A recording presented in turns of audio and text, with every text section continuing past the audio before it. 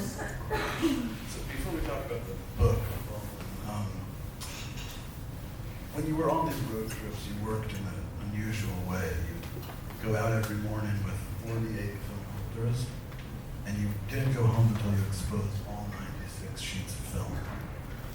You would process the film in the motel bathrooms. You turned it to makeshift dark rooms or changed the film in the tank of the toilet. And when you got home, you'd develop all the film.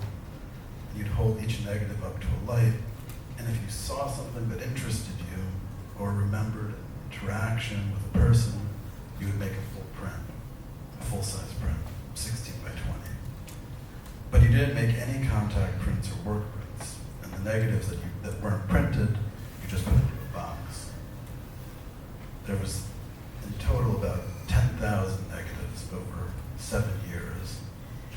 Did you ever think one day about returning to those negatives? Did you ever think you had overlooked or missed anything? No. I looked for negatives and I thought, from memory of, like, the picture taking were good. That was everything that I wanted. And I didn't care about anything else. So they've been dormant for 40 years. Did you make your students contact print their negatives? Yes, I did. So what else are you going to talk about in class, right? That's something to talk about. Someone, I think maybe it was John Strakowski, said that any photograph that is even a little sharp will be of interest to someone in the future. Something mysterious happens to a photograph as time passes. Kind of alchemy occurs. What is gained by that distance in your work? And is there anything that might have been misunderstood about your work in all this time? There was a minimal interest in my work. When I was doing it, the Modern showed a couple of the pictures, but nobody contacted me, and nobody, there was nothing. So I just took that to mean that there was no interest in the work. That, no outside interest in the work. So it freed me just to do my work for myself. And I only worked for myself, and so I didn't really think about any kind of legacy, possibility. It was just, I just did it. It's so dumb of me now, but yeah, I didn't really think about it, and it wasn't important to me. I've heard you speak about the act of asking for permission, for consent to make a photograph of a person. And you turn that into an assignment for your students to make a photograph that was the result of the process of negotiating consent, whether from a person or an institution. There was a lesson in that assignment that you wanted to impart to your students. Is there another assignment that you gave that you think was helpful for a photographer at that stage of their education?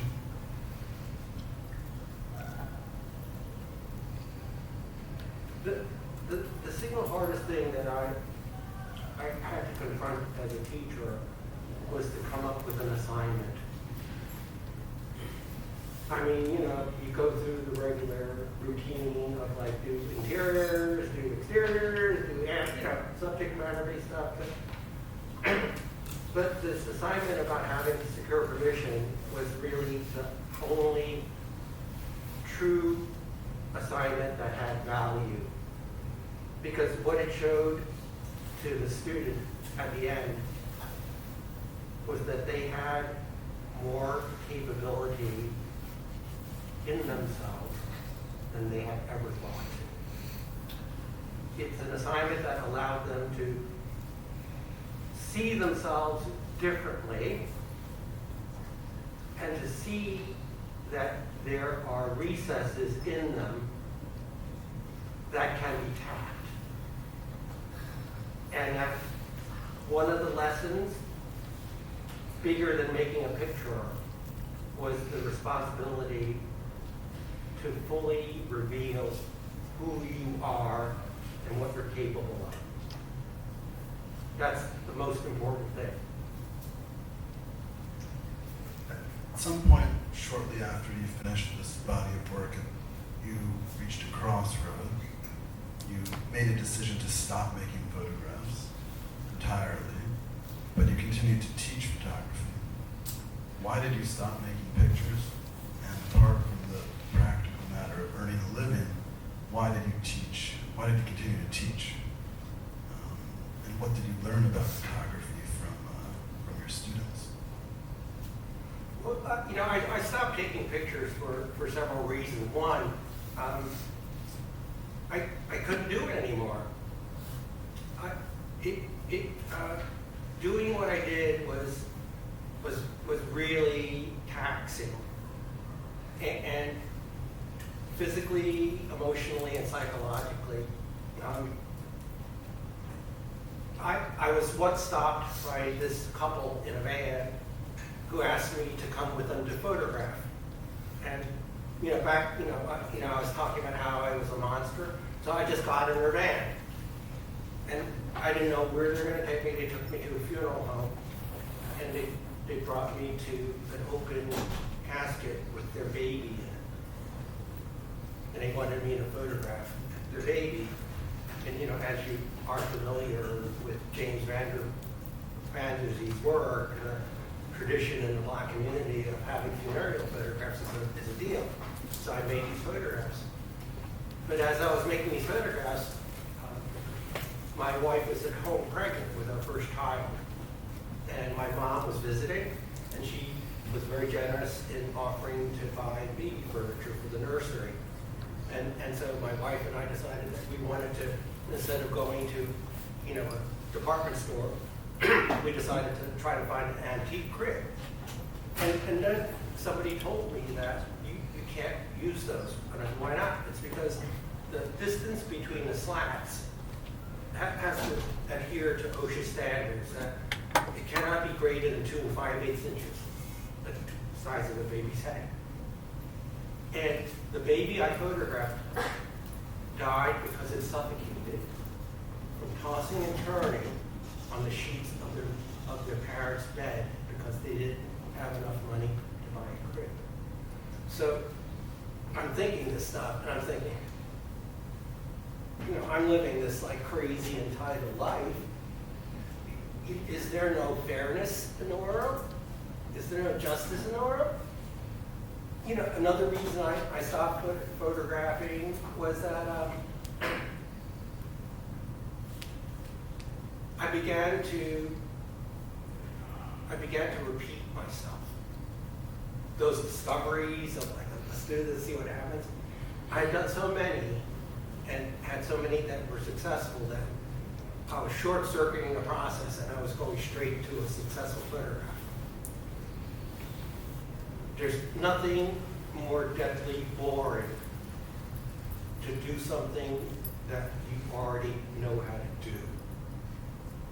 I don't want to do that. I wanted to be an artist.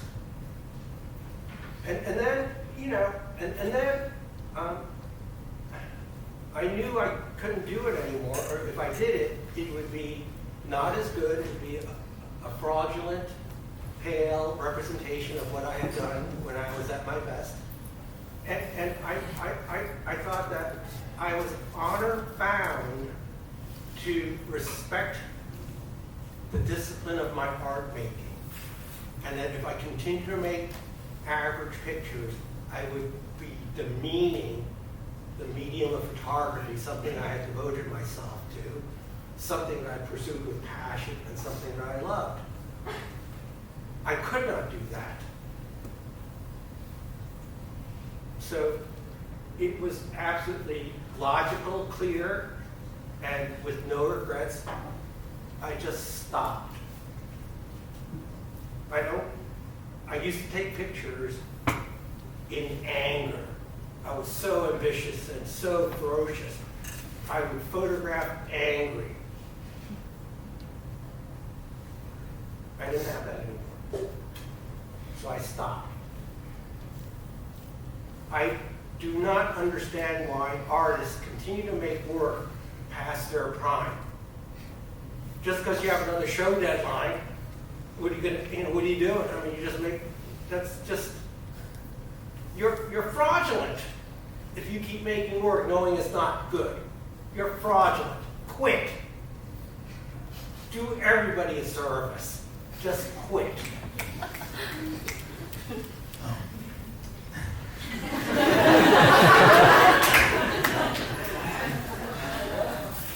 I'm somewhat opinionated. I'm somewhat, you know. We love it. You would not like living with me. It is like ridiculous. So when we met almost 5 years ago, we began the process of digitizing your archive. And I spent a long time studying the archive and eventually made the selection and sequence that make up the book. But I have a feeling that if you made your own selection and sequence, it would have been a very different book. What is your interpretation of my edit, and how would you describe this book to someone who has never seen your work before? Did anything surprise you or disappoint you? Well, first, Marty, you're brilliant. The guy is like flat out brilliant. And, you know, he emailed me after seeing like a few pictures in this place in New Orleans, and he said, are you interested in getting work published? I go, yeah, whatever.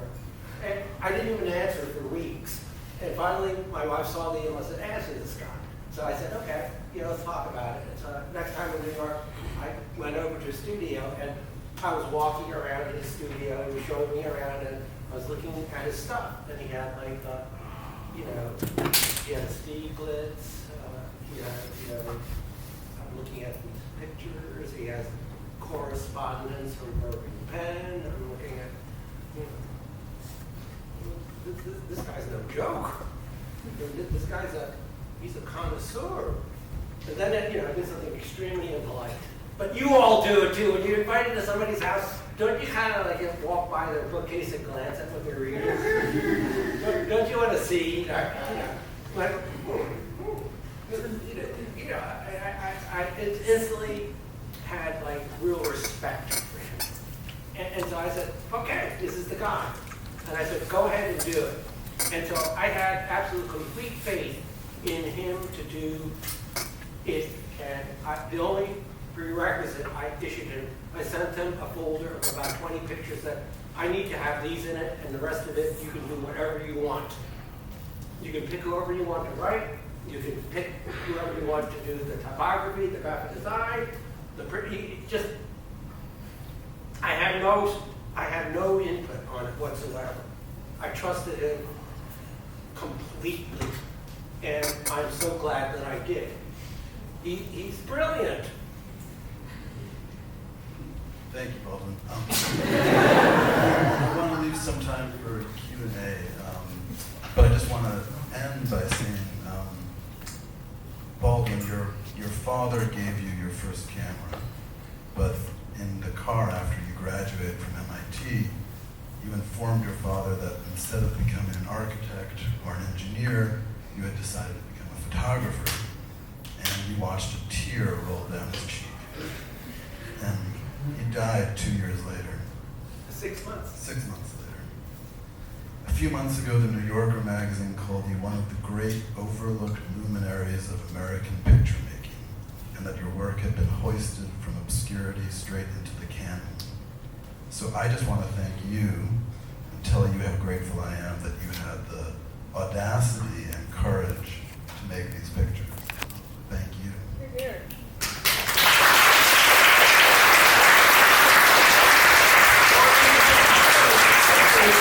First image. I was curious if you took it in the headlights of a car, or what light source you were using, because it's so mystical. Yeah, the children are illuminated by my flash bulb. Yeah. And the flash bulb has no effect on something further, Yeah. Well, you know about the inverse square law, right? Sure. All about it. And the building see. that when you turn on the switch, they don't get bright, they kind of warm up, they glow. So this was when it was starting to glow. It was like just, wow. It was like, wow, it was like magic. I mean, God is telling me to take this picture now. Okay, Yeah. thank you. Yeah, please. What was the most dangerous situation that you say? What do you mean by dangerous? It's like you're like facing a violent act would be that ever happened? I've had guns and rifles aimed at my head. I was photographing this girl in front of a bar, and I was underneath a dark cloth, and then somebody shoved me in the back and pushed my face into the camera, almost knocked the camera and me down. And I turned around and I looked, and it was this big guy in overalls without a shirt, and all I saw was hair. Hair coming out of his shoulder, his hair. And he didn't say a word. He did this. He pointed out and I looked. And there was a panel man that had a door open, and there was some guy that had a rifle aimed at my face. They were white. And in the places where I photographed, if there were white people, they fit into three categories. One, they're the law. They're looking for somebody to serve the papers. Two, they're insurance salesmen. And three, they're dealers. These guys are dealers. I was in a motel in the middle of the night, sound asleep. You know, when you're in a motel, you're disoriented, you don't know where you are, and you wake up in the other. There's like furious banging and kicking at the door. And the guy is yelling, "Darlene, I know you're in there!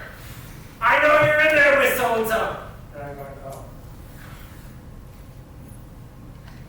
This is not the kind of motel where you like call the desk. So you're just gonna die. You're just gonna die. The guy's crazy. And in the South, everybody is armed. I was just gonna die. But I don't know. I told you I became a monster. The guy with the rifle. You thought I'd be kind of like shaking and would have to like calm myself down or something. No, I just went on taking more pictures. I was a I made myself into this monster. It was like crazy, yeah. Yes, please. So when you say that you turned yourself into a monster, Yes. do you feel like that philosophy, the monster philosophy, is that something that you still would like co-sign or that you would indulge in or like participate in? Or do you feel like you have conflicted feelings about that way of photographing, or how has... There's two aspects to that. And one is that I really believe that as an artist, when you're making work, you have to be ferocious. I mean, you can't be tentative. Yeah. I mean, you just gotta like just go for the jugular when you're making work. Yeah. And the other thing is that one of the reasons why I quit was that I can't do that anymore. I'm an old guy. I don't have nerve anymore. I'm afraid of things. I'm afraid to die. I'm a very pale version of who I was in that first picture. I'm not like that anymore. I can't do that stuff anymore. It's just a recognition of reality. Yes. I have two questions, but I'm just going to start with two. Well, actually, yeah, I've got one. I just want to ask, and I'll piggyback off the monster question. You said that you changed yourself. Yes. To become this artist, to become this kind of artist. Yes. How a lot of people talk about being an artist is something that's almost like instinctual, that it's something that you are already. How important do you think it is that you changed yourself to become an artist, or the artist that you wanted to be?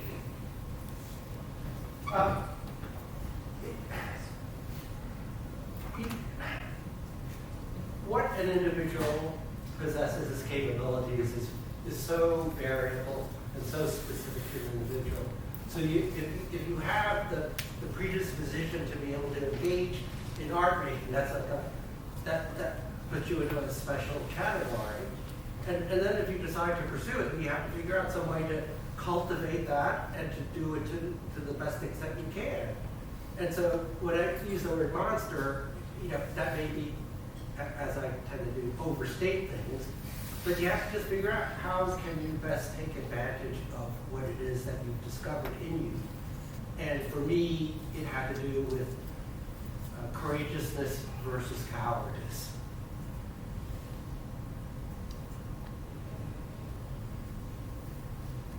What made you fall in love with photography?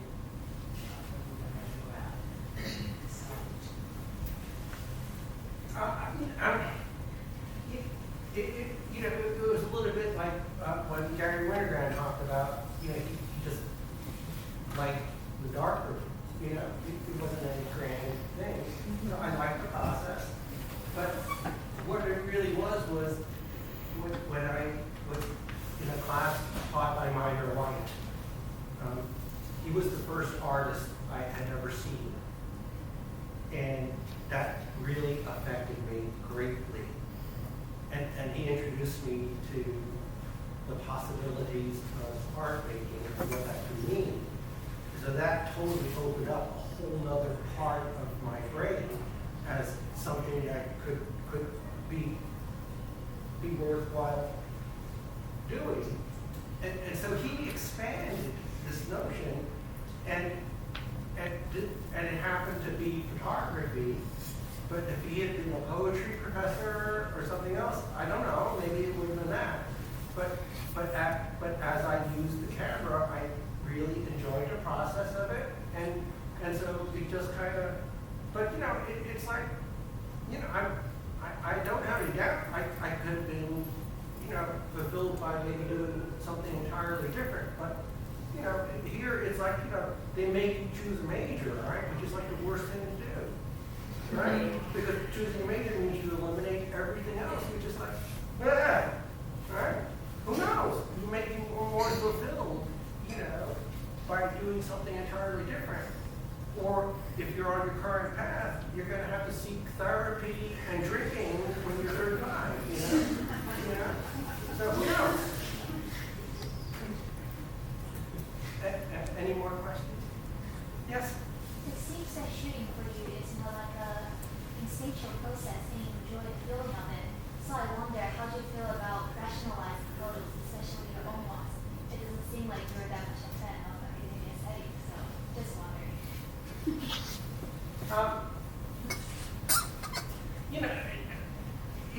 The other aspect of making art is totally hedonistic.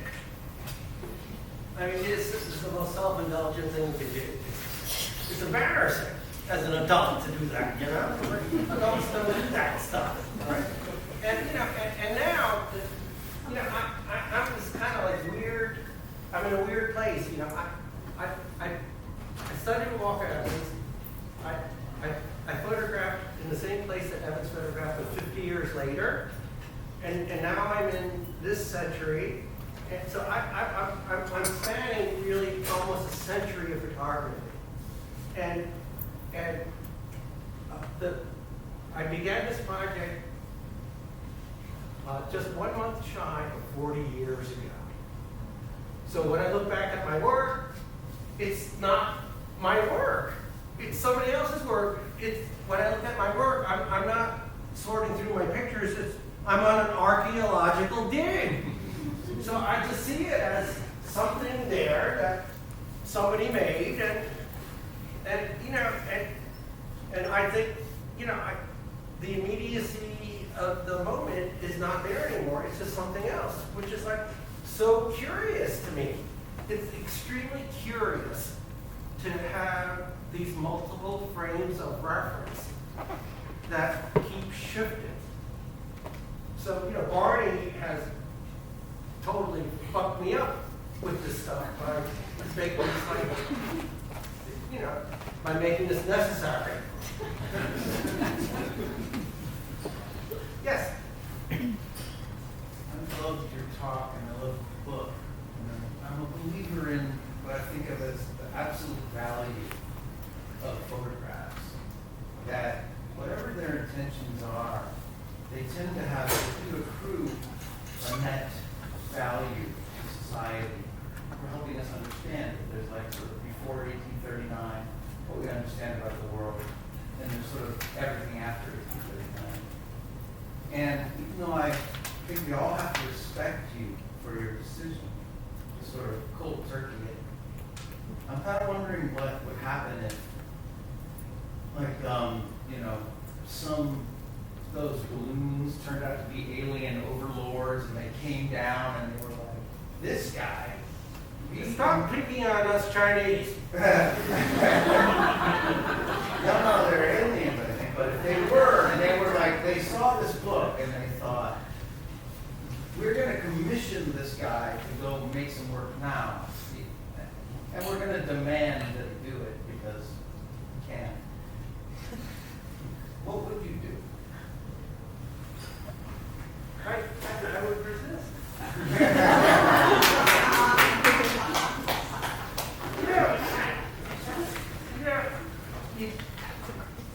You're asking a 70-year-old retired Formula One driver to get back in the car. It's not going to work. It is not going to work. He didn't have to race on the track. He could just drive somewhere. No, but no. The confluence of so many circumstances and personal attributes and societal issues,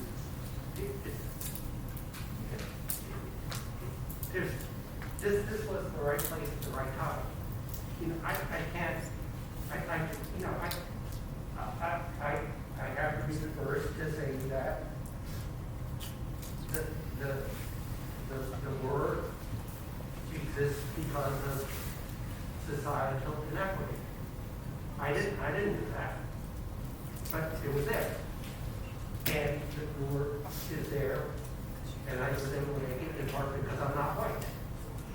And you know, it's like all these things, and so you can't, you know, it's like a keystone, and all these blocks are in place holding it up. If you take one out, it doesn't work. And so, no, you know, you're just grateful for it if it does work, and you're lucky, and you know, and you really, you know, you can't really take so much credit for it.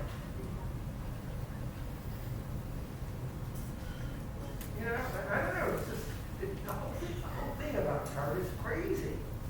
It is. It's a crazy thing to do. You know, but it's so compelling, as you say. You know, I mean, the thing is irresistible.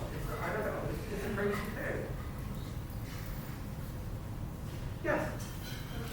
So the most valuable lessons of photography you live on your own, when you're out just by yourself. And then you're also a teacher. Yes. So how does that affect your relationship with teaching?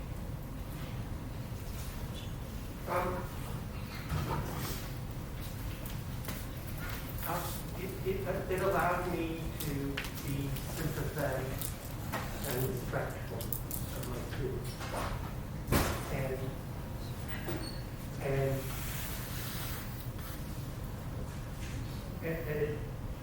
it taught me that each interaction was individual and specific to that person and that moment. And that whatever was happening would not be permanent and would be subject to malleability and would change. And so the miraculous blessing of teaching would be to see somebody figure it out. And so you wanted to make sure you tread sufficiently lightly to not trip up that possibility.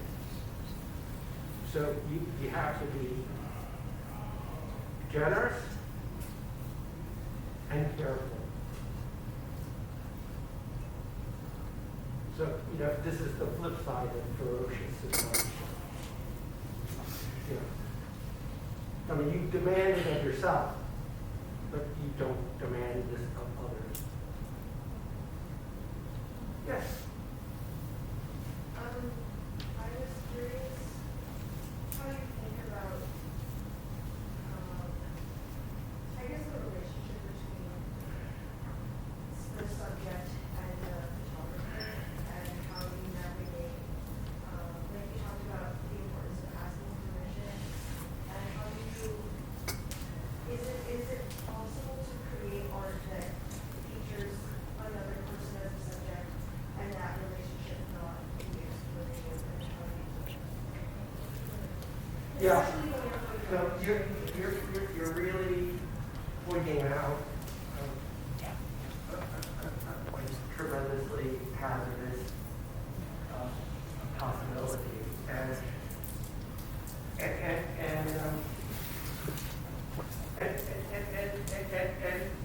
it has to do with intent, and so. You know, Avedon, you know, famously said that, you know, when he photographed somebody, he has the power. And you do have the power. But when you have the power, you have to wield it with care. And so I would never photograph a generalization of a person. I would never photograph because they're black. I would never photograph because they're poor. I would never photograph because they were female. I would never photograph them because they're American. No, it's not that. When I looked for somebody to photograph, it was because they presented and emanated a kind of grace and beauty.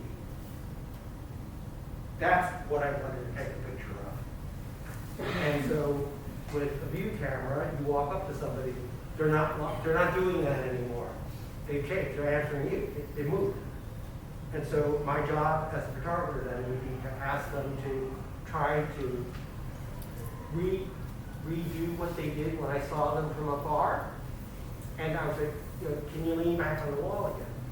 And they would obviously always do it differently. And it would be the most tragic mistake to say to somebody, I want you to demonstrate real tragedy in your face. There's no such thing as Stanislavski photography, okay? Nobody can do that unless you're a trained actor. But everybody can respond to, can you drop your chin a little bit? A little bit more. Can you turn your head a little bit? No, the other way. Can you turn your shoulders a little bit? Can you shift your... Everybody can do that. And you're standing there holding a paper release and you're looking. And in the way that a figure painter or a sculptor looks at the figure, there can possibly be, as a result of this interaction, a configuration that is full of grace. And that's what we take a picture. So my influences are sculpture and film. Bernini is the sculptor I look at the most. And Bergman is the filmmaker I look at the most. Because their ability to understand when this grace existed, I believe, for me at least, unsurpassed. I've always struggled to achieve as much as they did, but I knew I never did. They were the masters. I just tried to do my best.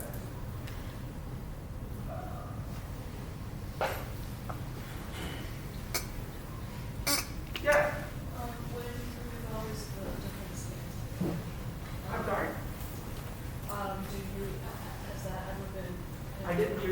part of the question, please? When we film is a different skin. Yes. Has that been in your considerations? Is that something that pushes you towards the Yeah, everything matters, and part of who I am and have always been is I recoil at unfairness. I abhor injustice, and I just have no tolerance for it. So yeah, so with skin color, it's unavoidably political. Yeah, I mean, there it is, right? I mean, there's no such thing as colorblind, so you have to take it on. But subtly. Yeah. Yeah. You spend a lot of time talking about that Evans image with Yes. the architecture and Yes. Elm Street. How important is it to you in setting, was it to you in setting up a photograph to choose the right vantage point? And also, when you thought about composition, was there anything that stood out as a primary importance or initial importance? Mhm. Maybe depending on the subject matter or person, kind of varied based on that or the lighting, etc. Yeah. The question had to do with point of view, and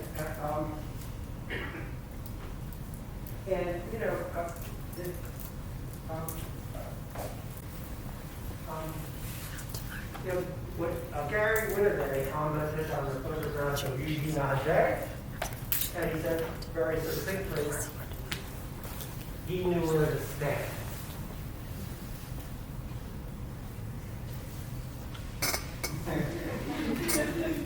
Next question.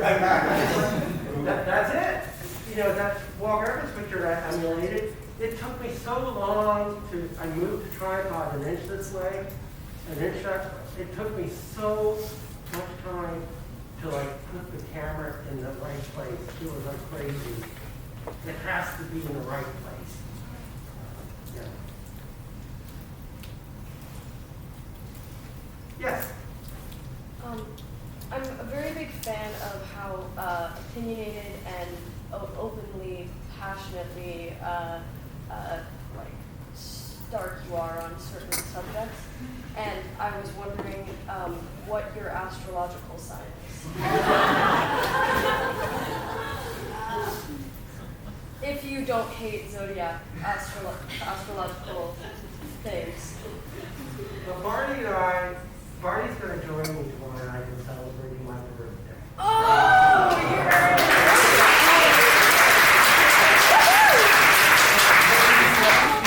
I'm an Aquarius. yeah!